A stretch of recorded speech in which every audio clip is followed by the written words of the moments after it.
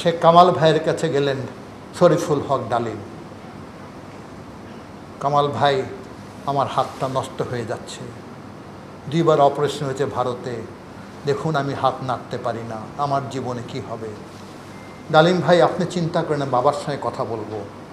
3 দিন পরে টেলিফোন করলো, আপনি আসুন আমাদের বাসায়, আপনি স্ত্রীকেও নিয়ে আসেন, বাবা আপনার সঙ্গে কথা বলবেন।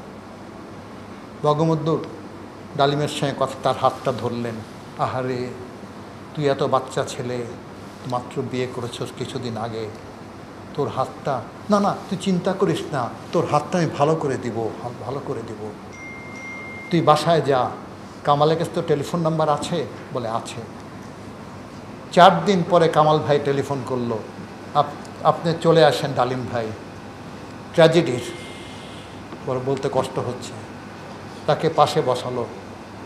বৌমা, তুমি তোমার খালার কাছে যাও। নিম্মি তার ওয়াইফকে উপরে পাঠিয়ে দিল। বঙ্গবন্ধু বললেন, হাতটা ধরলেন, সেই হাতটা, আর চিন্তা করিস না, তোর সব অ্যারেঞ্জমেন্ট হয়ে গেছে। তোর শ্বশুর পুলিশ অফিসার না, এসপি না? বলে জি স্যার। তাকে আমি অলরেডি অর্ডার করে দিয়েছি কাউন্সিলর করতে। কোথায়? লন্ডনে। তুই ওখানে থাকবি, তোর চিকিৎসার সুবিধার জন্য। তুই আমার ডাকে মুক্তিযুদ্ধে গেছ, তোর শ্বশুরের বাসায় থাকবি, হোটেলে থাকিস না, ওয়াইফকে নিয়ে যা।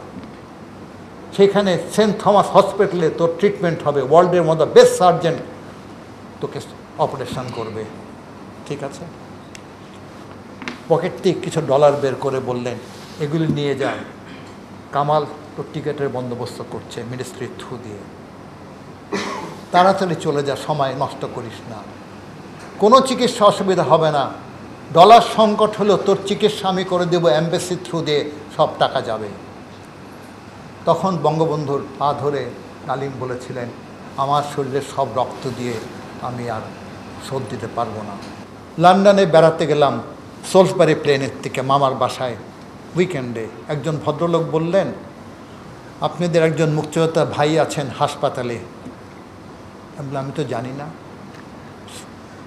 আপনি কালকে সানডেতে আপনি চলে যান, 5টার থেকে 7টা পর্যন্ত ভিজিটিং আওয়ার্স।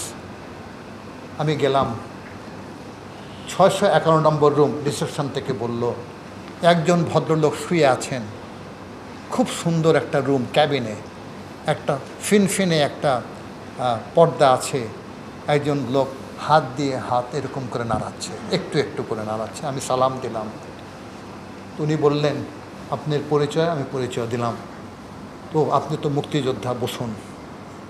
স্যার আপনি কেমন আছেন? বললেন, দেখেন বঙ্গবন্ধু আমার হাতটাকে ভালো করে দিয়েছেন, আমি হাতটা নাড়াতে পারছি এখন, চোখের পানি তার, তিনি আমার সব বন্দোবস্ত করেছেন, চামড়া দিয়েও আমি তার শোধ করতে পারবো না। কেঁদে দিলেন। আমি বললাম, কিন্তু শুধু আপনার বঙ্গবন্ধু না, এরকম অনেক মানুষের উপকার করছে। বললেন, কি বলে কৃতজ্ঞতা প্রকাশ করব? আমি চলে আসলাম।